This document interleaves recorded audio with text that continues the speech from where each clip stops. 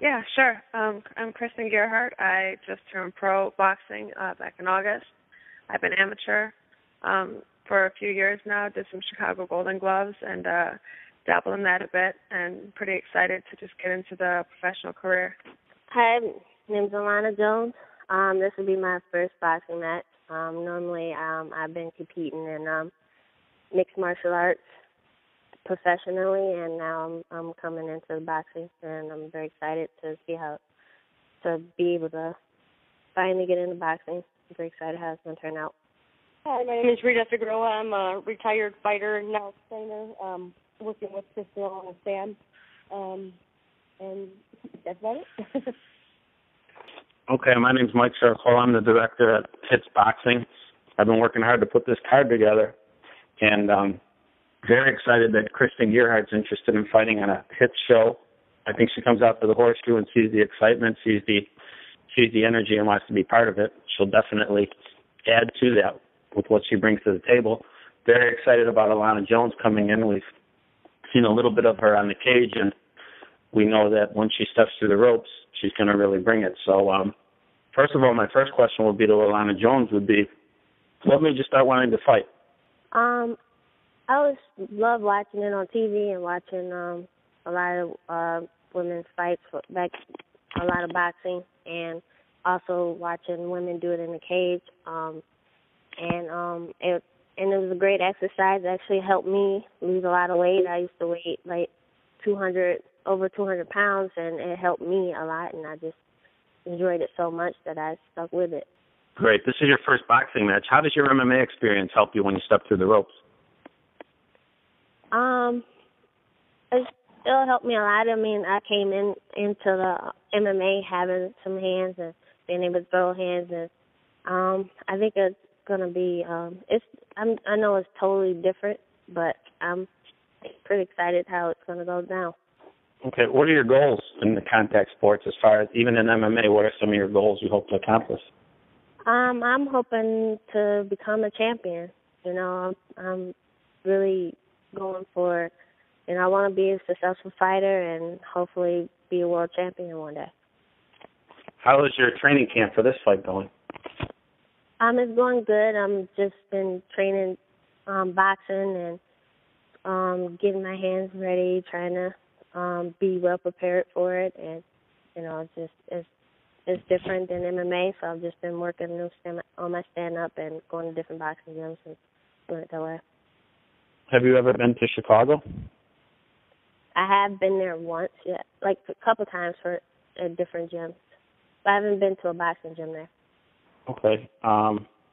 What's your prediction for this fight? How do you hope to see it end? What do you think is going to happen? Of course, I hope to win the fight. Fight could go either way, but the only thing I'm hoping to win the fight. Are you looking to come in here and box, or do you think maybe you'll want to turn it into a slugfest? I really don't want it to be a slugfest. I'm just looking to box, use technique. Have you had any adversity in your MMA career as far as, did you ever have to go back to your corner and have to dig deep, and you have that in you if it happens in this fight? Yeah, definitely. I've done it a few times in a lot of my MMA fights, so yeah, I definitely do. Kristin, you've been at the Horseshoe before. You've seen the fights. Are you excited about fighting there? Yeah, I'm very excited. The Horseshoe is a great venue, and it's like a typical fight night venue. It's a great atmosphere.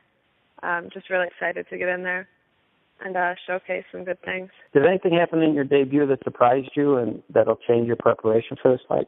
No, to be honest, nothing really. I expected her to come in fighting. She was a really tough girl, and I was really well prepared for that fight. We had a great training camp and great teammates, great coaches, and so I wasn't really caught off guard. I wasn't surprised.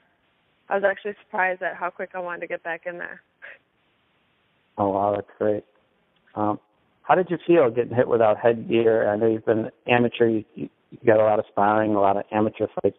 What was the difference without the headgear and with the gloves and, a big crowd like that? What was the thing that sticks out to you most? It was a lot more exhilarating. It was really, really great to be able to have full vision when you're getting hit instead of having this headgear in the way. I wouldn't say there are any downfalls to it. I think it was great. You could see your opponent clearly. You could see the crowd. You didn't feel like you were blocked under a headgear. And being in front of that crowd was awesome. I mean, my whole family was there. I had so many fans. Not obviously just for me, but for all the other fighters on the card, and it was just really cool to be in front of them. Now, when you go back to your corner, you have the benefit of looking into Rita Figueroa's eyes, and you, everything she says, you know you could believe because she's been there. She's been, she's answered the bell to the second round, third round, things like that. How does that benefit you having her not only in your corner when you're in the middle of a fight, but all throughout your camp? I know she's very into it. I mean, it's the best benefit you can get. I'd say she not only is a coach now, but a great teammate coming up in boxing. She taught me everything, and it just gives me that extra boost of reassurance and confidence that knowing I've been in there with her and been there with her for her fights, and now she's there for mine. And it's really nice to be able to trust that person, with your career and your life, essentially. Her and Sam, I couldn't ask for anybody else in my corner.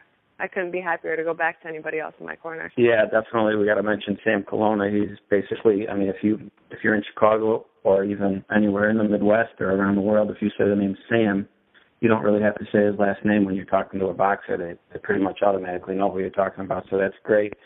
Have you gotten used to people giving you that look when you tell them you're a fighter? Because you don't look like a fighter.